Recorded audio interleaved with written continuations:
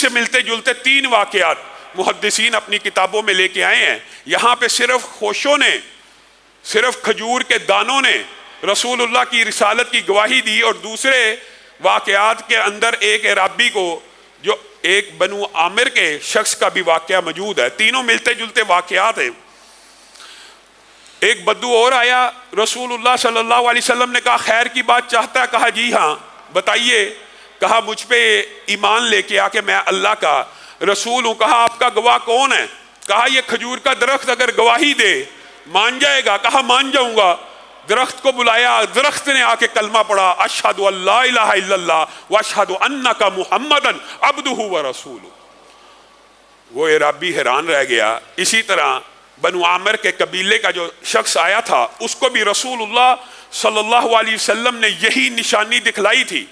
اور پھر صحابہ بیان کرتے ہیں کہ انصاری صحابی کا ایک اونٹ تھا جو بدک گیا۔ جب اونٹ بدک جائے تو آپ کو پتہ ہے جو بدوی علاقے کے یا ریگستانی علاقے کے لوگ ہوتے ہیں، وہ اونٹ کی غصے سے، کینے سے، نفرت سے بڑی اچھی طرح آگاہ ہیں۔ وہ بدک گیا اور کسی کے قابو میں نہ آیا۔ وہ صحابی رسول اللہ صلی اللہ علیہ وسلم کی بارگاہ میں پیش ہوئے اور آگ کہنے لگے اللہ کے رسول اونٹ بدک گیا، کیا کیا جائے؟ رسول اللہ نے کہا مجھے لے جاؤ۔ صحابہ نے کہا آپ کو نقصان پہنچا دے گا۔ رسول اللہ صلی اللہ علیہ وسلم مسکرانا شروع ہو گئے اور کہا مجھے لے کے جاؤ۔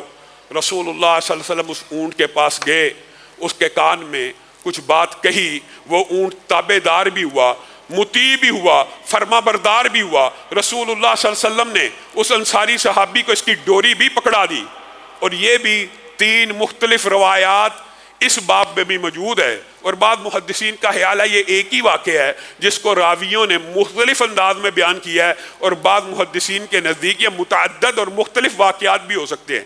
اسی سے ملتا جلتا ایک واقعہ، رسول اللہ صلی اللہ علیہ وسلم کی بارگاہ میں ایک صحابی نے جب اونٹ کی شکایت کی، رسول اللہ صلی اللہ علیہ وسلم نے اس سے بات کی تو اس نے کہا میں جب جوان تھا اور تندرست تھا، اس کا مال ڈھوتا رہا، اس کی خدمت کرتا رہا، اس کے لیے محنت مزدوری کرتا رہا۔ اب میں بوڑھا ہو گیا ہوں، میرے سے اتنا کام نہیں ہوتا، اور جب میرے سے اتنا کام نہیں ہوتا تو یہ چاہتا کہ مجھے ذبح کر دے۔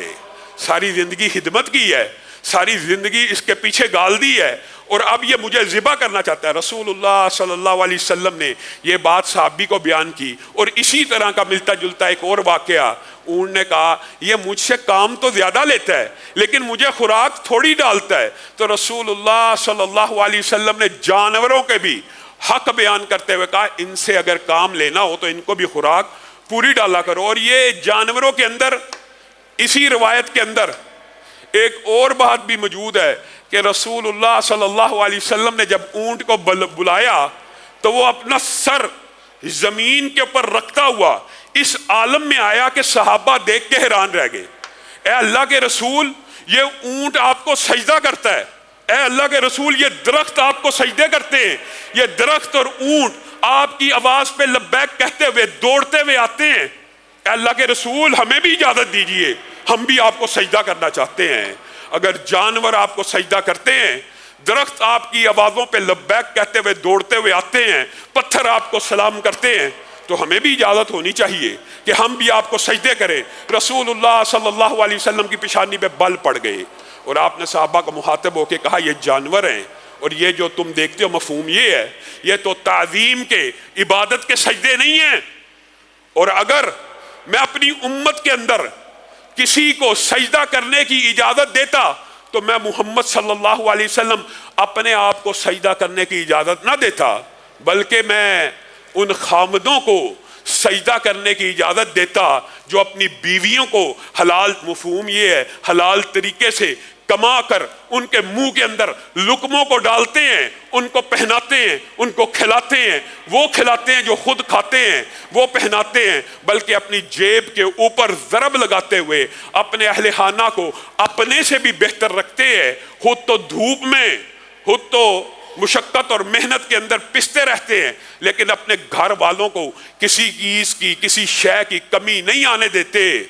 میں ان خامدوں کے بارے میں حکم دیتا کہ ان کی بیویاں ان کو سجدہ کریں، لیکن میری شریعت میں سجدے کی اجازت موجود نہیں ہے۔ میرے بھائیو، اس حدیث کے اندر، یہ صحیح حدیث ہے، کتنے ابواب ہیں، کتنی باتیں ہیں، کتنی حکمتیں ہیں، کتنی دنائی کی باتیں ہیں جو پوشیدہ ہیں، لیکن ہم یہ بات تو سنی ہے، متعدد مرتبہ سنی ہے. اور اسی حدیث کے آگے رسول اللہ صلی اللہ علیہ وسلم نے یہ بھی کہا تھا، اگر خامدوں کے جسموں کے اوپر زخم ہو جس کے اوپر پیپ پڑ جائے اور عورت ان کو مرہم رکھے، کس کے ساتھ؟ اپنے لعاب اور زبان کے ساتھ، تو بھی خامد کا حق ادا نہیں ہو سکتا. آج عورتیں سرکش ہیں، آج عورتیں حسب و نسب کے معاملے میں تانے دینے والی ہیں کہ ہم اپنے آباء و اجداد کے گھروں میں بڑے اطمینان سے اور سکون سے رہتی ہیں. یہ بات درست ہے. اور خامد ساری زندگی بھی ان کے لیے کما کر لاتا رہے، کوئی بات تلخ لگ جائے تو ان کے منہ سے یہی جملہ نکل جاتا ہے کہ ہم نے اس میں کوئی خیر نہیں دیکھی. میرے بھائیوں، عورت کے لیے آپ لوگوں کو عورت کے حقوق بھی پتہ ہونے چاہیے، لیکن آج میں اپنی بہنوں سے یہ بات بھی کہنا چاہتا ہوں کہ عورت کے لیے جنت میں داخلہ صرف ایک شرط کے ساتھ ہے. دیکھیے حقیقت بات بھی، بغیر کسی تعصب کے عورتیں بھی عقلی اور منطقی طور پہ اس بات کے اوپر غور کریں کہ عورتوں کا جنت میں جانا آسان ہے کہ مردوں کا جنت میں جانا آسان ہے. جنت میں جانا عورتوں کا آسان ہے، لیکن جہنم میں تعداد عورتوں کی زیادہ ہوگی. آسان عورتوں کے لیے کہ جنت میں چلی جائیں. کس طرح؟ مرد کی طرح 5 وقت کی نماز مسجد میں فرض نہیں ہے، گھر کے اندر فرض ہے، آسان ہے پڑھنا. روزے بیماری کے ایام میں چھوڑ کر پورے کر کر کسی بھی وقت رکھ کر وہ 30 کی گنتی پوری کرنی ہے. اور ان 2 کاموں کے بعد صرف اپنی عزت کی حفاظت کرنی ہے اور شوہر کی اطاعت اور فرما برداری کرنی ہے فی المعروف. معروف میں نہ کمانے کی ذمہ داری، نہ کاروبار کی ذمہ داری، نہ معاشرے کے اندر. اکثر لوگ کل قیامت کے دن مردوں میں سے کن ابواب میں پکڑے جائیں گے؟ سب سے سخت آنکڑا پل صراط کے اوپر کون سا ہے؟ خیانت کا. خیانت کا آنکڑا سب سے سخت ہوگا کہ بڑے بڑے حاجی، نمازی، ولی اللہ خیانت کے باب میں پکڑے جائیں گے، حرام کمائی میں پکڑے جائیں گے، سود میں پکڑے جائیں گے، لین دین میں پکڑے جائیں گے، کسی کا مال تلف کرنے میں پکڑے جائیں گے، کسی کی زمین پہ قبضہ کرنے میں پکڑے جائیں گے، کسی کو گالی گلوچ کرنے میں پکڑے جائیں گے، کسی کے ساتھ تلخی تھپڑ مارنے میں پکڑے جائیں گے. عورتوں کے لیے یہ ابواب ہیں؟ ایمانداری سے بتائیے. نہیں.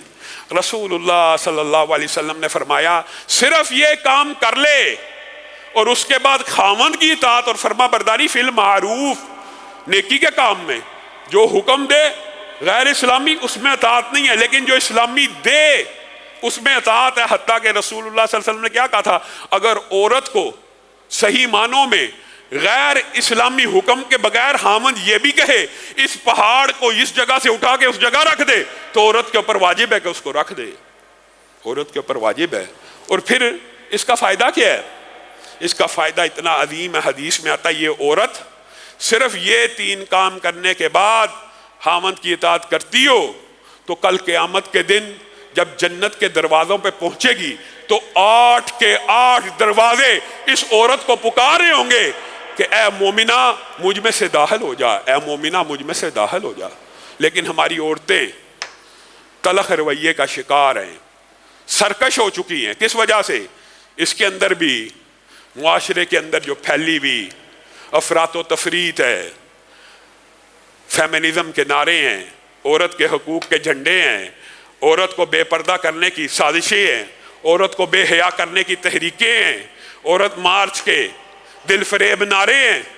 ان نعروں نے عورتوں کا کیا فائدہ کیا؟ عورتوں کا نقصان کیا. ہاں یہ بھی الگ بات ہے، یہ باب طویل ہے کہ مردوں کے لیے بھی جس طرح مردوں کے عورتوں کے اوپر حقوق ہیں، عورتوں کے بھی مردوں کے اوپر حقوق ہیں، اسی طرح کے حقوق ہیں، اسی طرح کے حقوق ہیں. لیکن بات بالعموم منبر و محراب سے عورتوں کے حقوق کی تو بہت کی جاتی ہے، مردوں کے حق بیان نہیں کیے جاتے، جس کی وجہ سے معاشرہ افراط و تفرید کا شکار ہے. تو رسول اللہ صلی اللہ علیہ وسلم نے ایک تو ضرب لگائی خاوند کے حق کے اوپر، مرد کے حق کے اوپر عورتوں کو، تاکہ بات سمجھ آ جائے. اور دوسری ضرب کس چیز کے اوپر لگائی؟ شرک کے اوپر، عقیدہ توحید سمجھانے کے لیے کہ کیا بات کرتے ہو. اگر کائنات کے اندر سب سے افضل ہستی ہمارا یہ عقیدہ اور ایمان ہے کہ نہیں، بعد از خدا بزرگ توئی قصہ مختصر، اللہ خالق ہیں اور باقی ہر چیز مخلوق ہے، اور مخلوق کے اندر سب سے افضل کون ہے؟ حضرت محمد الرسول اللہ صلی اللہ علیہ وسلم۔ میرے بھائیوں کتنی عام فہم بات ہے، صرف ایک بات سمجھ آ جائے عقیدہ بھی ٹھیک ہو جائے۔ ایک حدیث کے اندر اتنے ابواب ہیں، کیونکہ رسول اللہ کو جامع کلمات دیے گئے، رسول اللہ جو بات کرتے ہیں ان میں سے بے شمار باتیں نکلتی ہیں۔ یہاں پہ رسول اللہ نے کتنی مختصر بات کی ہے اور کتنا گہرا معنی پوشیدہ ہے کہ میں محمد صلی اللہ علیہ وسلم اپنے آپ کو بھی سجدے کی اجازت نہیں دیتا۔ میرے بھائیوں اگر کائنات میں مخلوقات کے سردار کو سجدے کی اجازت نہیں ہے تو پھر کسی شجر اور حجر کو، قبر کو، مزار کو اس کے اوپر سجدہ کرنے کی اجازت ہو سکتی ہے؟ یہ کس قسم کی جہالت ہے، یہ کس قسم کا فلسفہ معاشرے میں ہے؟